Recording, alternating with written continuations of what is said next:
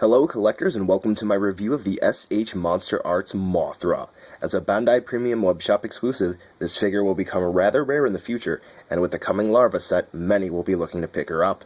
So let's take a look and see whether or not she's worth adding into your collection. Mothra's sculpting is absolutely fantastic, and the paint is really great too. From all angles, you can see the intricate detailing, so much so she actually looks quite fuzzy. But the good looks don't stop there. The wings are beautifully, brightly colored, and unlike Batra's wings, there's no slop at all.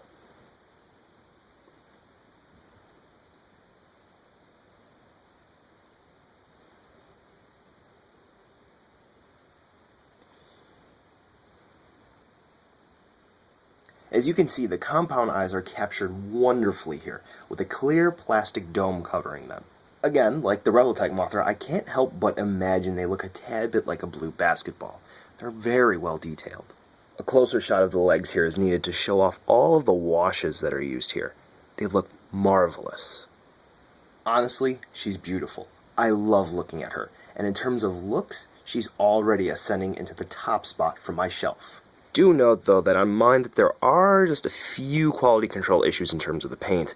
This is the poster child for one of the issues mine has, and that's black paint being where it shouldn't be. And then another slight issue is that yellow paint is kind of bled out over here. Shouldn't be there. Lastly, in terms of quality control issues, where my finger is pointing, there is some form of black gunk there, which I was able to remove most of it, but unfortunately, it did stain the figure. Not too big of an issue since I got most of it out, and I'm sure I can remove the stain a little bit. Maybe, but come on. Overall, the detailing is fantastic, and nothing looks that wrong with her to me, aside from those few quality control issues. Except the frickin' metal tubes. Though the promotional pictures show off quite a bit of articulation, I was very surprised to actually see how well Mothra could move once I had her in my hands. So to begin, I was very surprised to find articulation in her antenna. As you can see there, they're moving around. They're on ball joints, but I would really suggest not necessarily moving them unless you absolutely have to, because a buddy of mine, yeah, his snapped. These things here, the whatever, they're on ball joints too, but they don't really move too well on mine. They're very tight. Again, don't move them unless you have to, I would say. I feel like they might snap.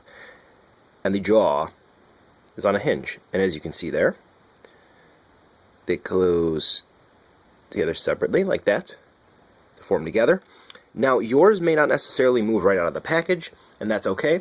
The right one, this one here, would be our left, was stuck with paint. Yeah, that was fun getting to move. The head is attached to the neck on a ball joint itself, and the neck is attached to the thorax area of the body on a ball joint too. So you have a lot of movement out of Mothra's head. Very nice. As many of you already know, Mothra has some pretty decent wing articulation, so much so that the forewings and the hind wings are actually separated to allow this to happen. And unlike Batra, where both joints for both sets of wings are housed in one component, Mothra has them separated. So for an example, if you move the forewing, the hind wing won't move at all. And that's how much the forewings move. All the way up. The hind wings, almost. Surprisingly enough, one wing has more articulation than the other. Then moving it all the way down.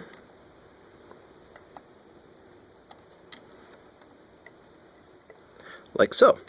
They are on hinges, so be careful, and just know that they only move in one direction. Don't try to shift them forward and back, because they may end up breaking, and if you check out Import Monster's photo gallery, you'll see a picture of a broken Mothra wing. So do be careful. Next up, the abdomen articulation. Crazy, I'll be showing it off at different angles. Everything here, ball joints. So you've got a ton ton of movement here. Here's what it looks like from the side while it moves, with the wing up there for you, so you can see how far down it can go, and from underneath her. Seriously, the abdomen articulation is insane. It's almost, I would say, the equivalent to Godzilla 2000 Millennium's tail. If you want to get a pose out of it, chances are you're going to be able to. Similar to how Batra's legs are attached to his body, Mothra's are attached on ball joints. As you can see here, the ball joint is very small, and it wiggles around. And you can also get swiveling motion out of it too. And mine are very, very easy to pop off. So when you get your Mothra, as you can clearly see, just be careful that yours aren't necessarily too easy to pop off before you start to roughhouse it. To discuss the leg articulation more though, as you can see here, there are swivel joints found in the leg. So they can get cramped together, and you can stretch them out. Also of note, they swivel like a Revoltech joint too. So you can bend them that way. Just a little bit. They're very finicky, and they're kind of fighting me, so I would suggest not doing that unless you absolutely need to get them in a specific pose. Also, the feet, I guess you could say, are attached on a swivel too, so you can bend those in any way you like. And as you can see here, there's no limitations to the displays you can come up with for Mothra's legs. So, overall, the articulation on Mothra is absolutely wonderful. For the most part, if you can think of a pose you would want Mothra to be in, you can get her to do it. I just wish there was a teeny tiny bit more to the head articulation, so this way you can kind of get her to throw her head side to side. But, considering the design, Tamashii Nations did a wonderful job engineering her. So what accessories does she come with? You're looking at them, unfortunately. Yep, that's all of them. She comes with this display base, which is very, very similar to the one Batra came with, except where it says Mothra, and it's yellow detailing instead of red. And here's the back. Again, they decided to go with a solid black color instead of a translucent black, which I think would have looked a bit nicer, but I don't know. Maybe there's a design issue with that. Also, to support Mothra, you get a standard Stage Act 4 support arm. I mean, you've seen it before. And finally, you get this support cradle, which is a major improvement over Batra's, I feel. Because with Batra's, you only get enough to support the thorax and just a little bit here up by his head. But this one, it actually comes with this little claw, divot, whatever you would like to call it, that actually supports her abdomen. So when you put her into the cradle, it lines up like so. And it provides more support. Now, some people have been flipping it around like this, and I'm not even sure how they're able to get that in there, but that's not how it works. This little divot area goes to the back. And then once you have that together, you have your base. You attach the arm into the base, bend it so it supports, and voila.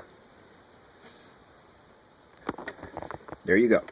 Flying Mothra. Personally, I would have preferred some sort of beam weapon in addition to this, but at this point it's just a lost cause. Mothra comes with the basic essentials to display her.